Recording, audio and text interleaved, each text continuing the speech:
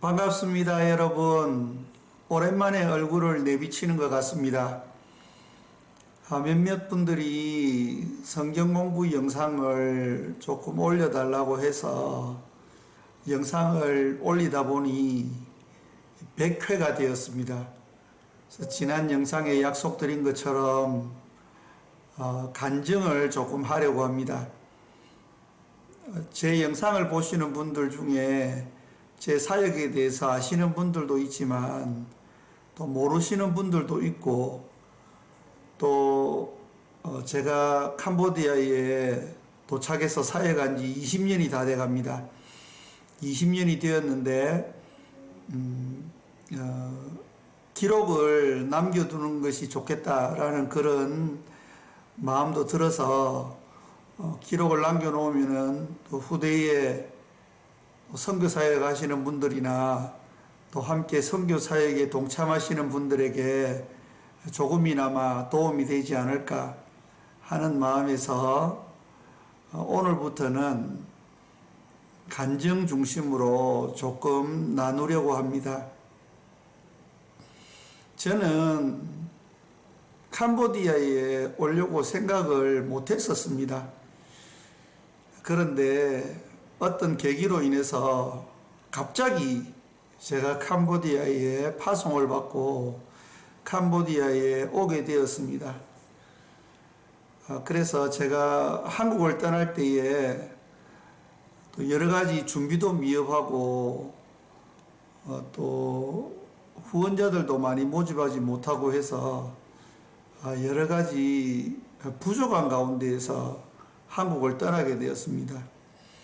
그때 제 아는 선배 목사님 중에 한 분이 제가 너무 애처로웠던지 공항에 나와가지고 배웅을 해주고 싶다고 나오신 것입니다.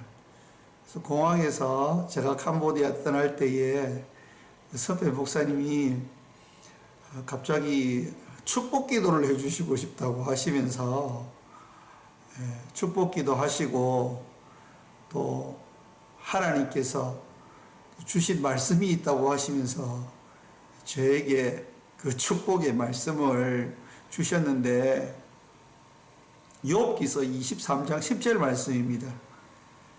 여러분들이 잘 아시는 너무나 유명한 말씀인데요. 내가 가는 길을 그가 아시나니 그가 나를 단련하신 후에 내가 정금같이 나오리라 는 말씀이었습니다.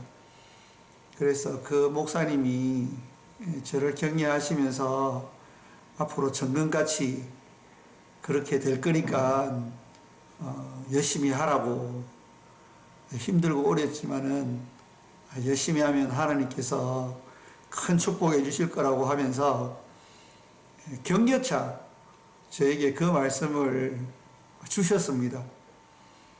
그런데 제가 그 말씀을 들으면서 그분 의도와는 전혀 다른 의미로 그 말씀이 저에게 다가왔습니다. 그분은 정금같이 되리라 이렇게 축복의 의미로 저한테 이야기를 해주셨는데요. 저는 그 말씀 속에 단련이라는 말씀이 있습니다. 연단이라는 말씀이 있습니다. 그래서 하나님께서 저에게 너는 이제 캄보디아 가면 연단을 받게 될 것이다. 그렇게 제 마음속에 그런 마음을 주시는 거예요.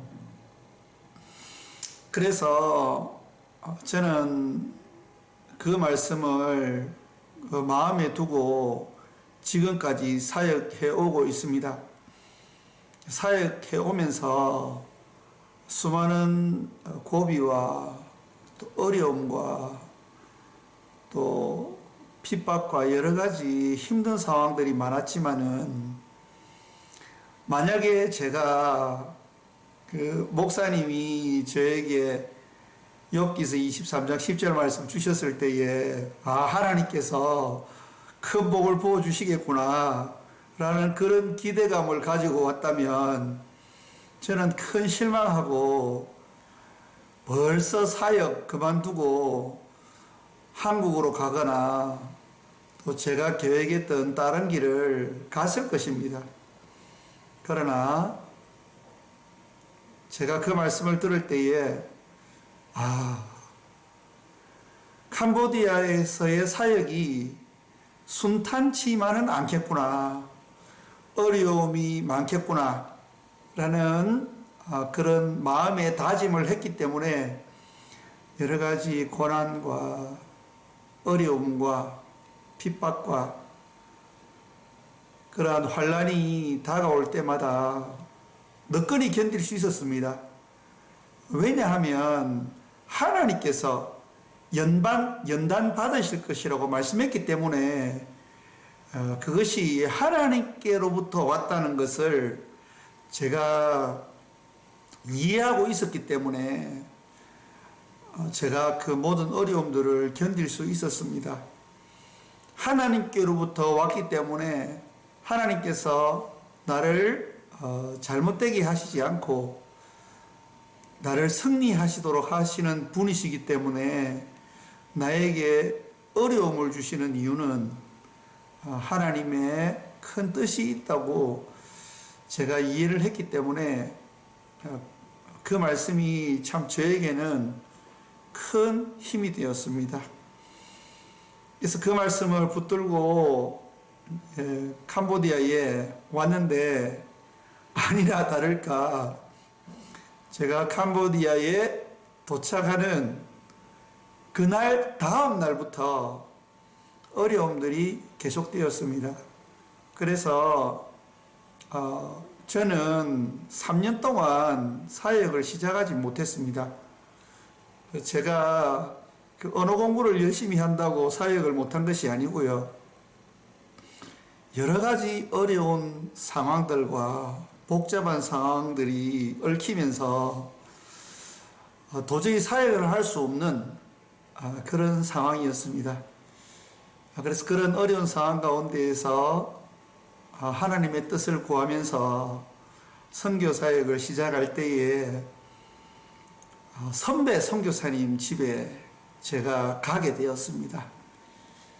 선배 선교사님 집에 가서 선배 선교사님을 기다리는 중에 책이 한 권 있더라고요. 잡지가 있어서 제가 그 선교사님 너무 바쁘셔서 다른 데 일 보시고 그 오시는 시간 동안 제가 우연히 그 책을 보게 되었습니다. 그런데 그 책 안에 아주 좋은 내용이 있었습니다.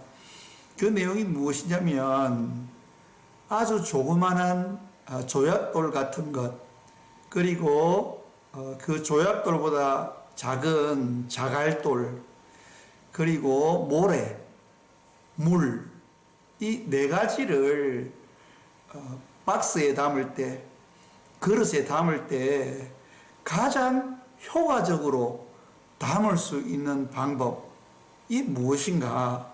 라는 질문이었습니다. 그때 그 잡지에서 그 내용을 실은 것은 시간 관리에 대한 충고를 독자들로부터 생각나도록 하기 위해서 적어놓은 글이었는데요. 우선순위에 관한 것이었습니다. 물이나 모래를 먼저 담으면 자갈돌이나 조약돌을 담을 수가 없습니다.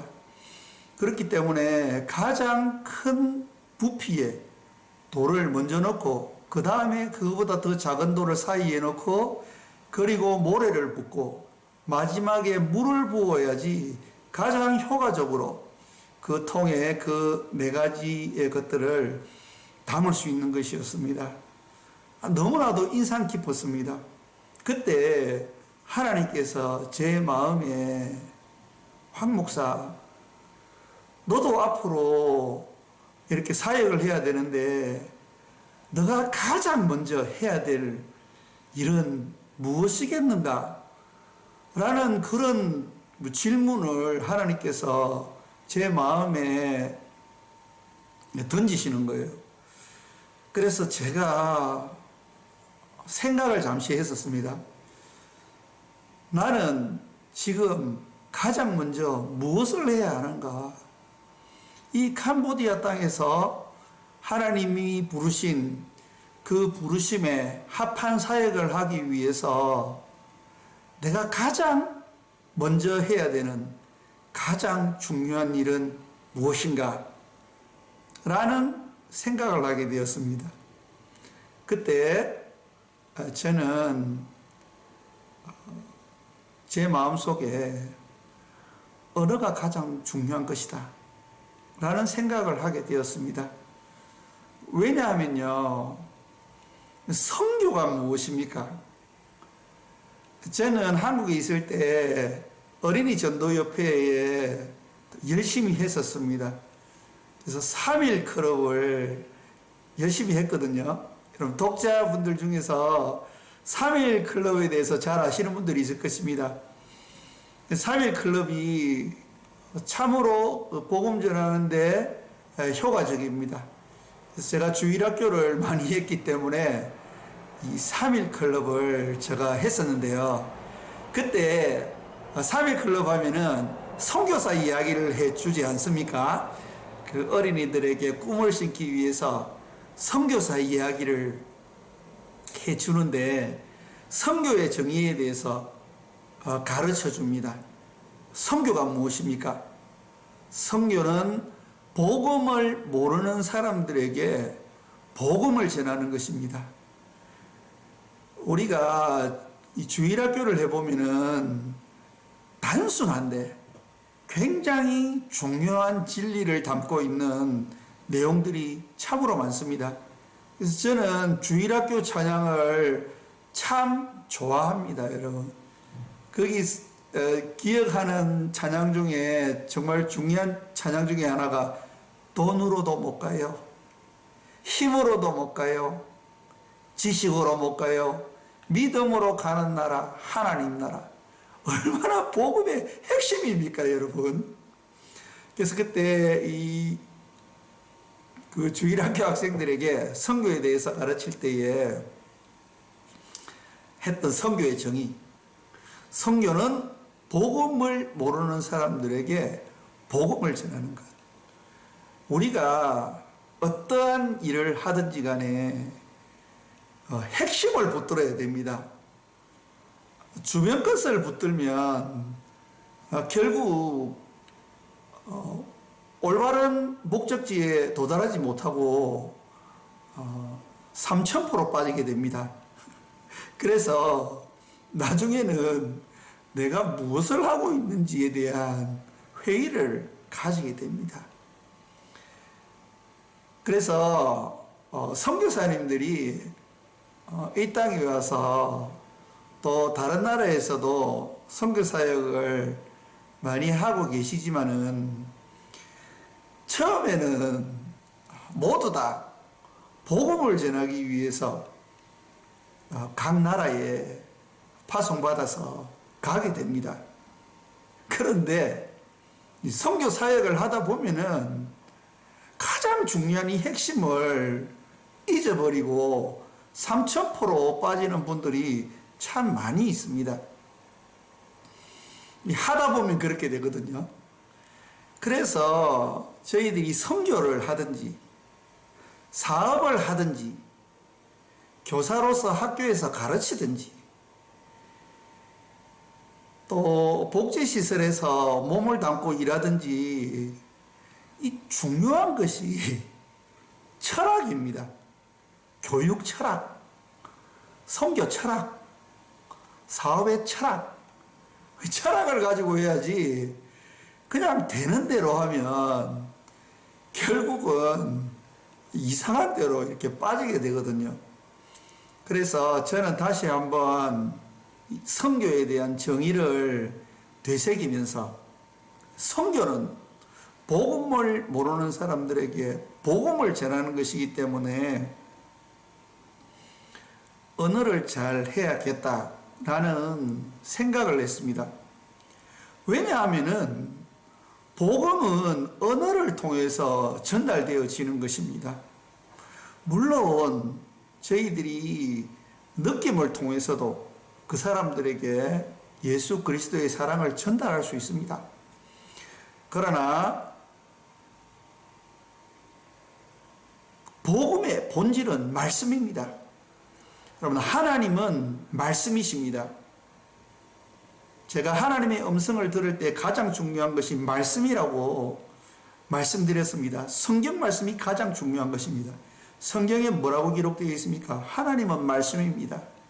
예수님도 말씀이셨는데 이 땅에 오셔서 육신이 되시고 십자가에 죽으셨습니다. 히브리서 1장 1절에서 3절까지 말씀에서도 말씀하시고 있지만은 예수 그리스도께서 십자가에 돌아가신 것은 하나님이 우리를 얼마나 사랑하시는가에 대한 메시지였습니다. 복음이었습니다. 그래서 그 하나님의 사랑을 받아들이는 자, 복음을 받아들이는 자는 영원한 생명을 얻게 되는 것입니다. 하나님께서 이 땅을 창조하실 때에도 말씀으로 창조하셨다라고 기록되어 있습니다. 그러면은 가장 중요한 것은 말씀을 제대로 선포하는 것입니다. 이것이 선교사역과 NGO 사역의 차이입니다. 선교사역과 구제사역의 차이입니다. 선교사역과 교육사역의 차이입니다. 저희들이 말씀을 전하기 위해서 구제를 합니다. 말씀을 전하기 위해서 학교도 세우고 예수 그리스도의 사랑을 증거하기 위해서 병원도 세웁니다. 그러나 그 중심에 복음이 있다는 것입니다. 말씀을 전해야 되는 거죠. 그 일을 하기 위해서 학교도 세우고 병원도 세우고 그리고 구제사역도 하는 것입니다. 그러나 우리가 학교를 위한 학교, 그냥 구제를 위한 구제, 그리고 그냥 병원 경영을 위한 병원을 세우는 것은 본질에서 벗어나는 것입니다. 그래서 저는 교육사역도 하고 있고 또 구제사역도 하고 있습니다. 그러나 본질에 대한 말씀을 증거하는 것에 대한 그러한 본질적인 복음 증거의 사명, 선교사로서의 정체성을 잊지 않으려고 노력하고 있습니다. 왜냐하면 선교지에서는 선교사가 다 해야 됩니다. 왜냐하면 선교지에 있는 교인들은 다 신앙이 어리기 때문에 사실은 처음에는 선교사가 다 해야 하기 때문에 일이 많고 일에 초점을 맞추다 보면은 본질을 놓치게 됩니다. 그래서 저는 캄보디아에 도착하면서 그 잡지를 보게 된 것이 하나님의 뜻이라고 생각하고 또 하나님께서 그 잡지에 실린 그 글을 통해서 저에게 말씀하셨다고 믿습니다. 그래서 황 목사, 나는 언어 공부에 집중해야 한다. 열심히 해야 한다. 라는 말씀을 저에게 하신 걸로 저는 그렇게 받아들였습니다. 근데 그것이 제 20년 선교사에게 얼마나 큰 힘이 되고 있는지 모르겠습니다. 그래서 저는 하나님 앞에 늘 감사합니다. 어떤 선교사님들은 6개월 만에 사역하시는 분들도 있고 1년 만에 사역하시는 분들도 있고 또 2년 동안 언어 공부를 마치시고 사역하시는 분들도 있습니다. 그러나 저는 처음에 도착했을 때에 정말 준비되지 못한 선교사였기 때문에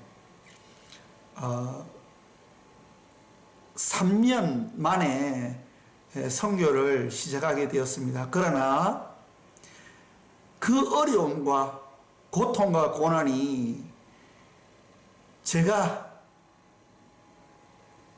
3년이 지난 후에 17년간 사역하는데 얼마나 큰 힘이 되고 도움이 되고 이 예방 주사가 되었는지 모릅니다.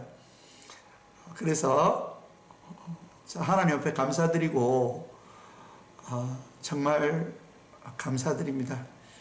그리고 제가 사역 시작하는 것을 또 간증을 해야 되는데요. 시간이 많이 흐른 것 같아서 다음 시간에 제가 어떻게 첫 사역지를 정하고 사역을 하게 되었는지에 대해서 여러분들과 함께 나누기를 원합니다. 다음 시간에 뵙겠습니다. 감사합니다.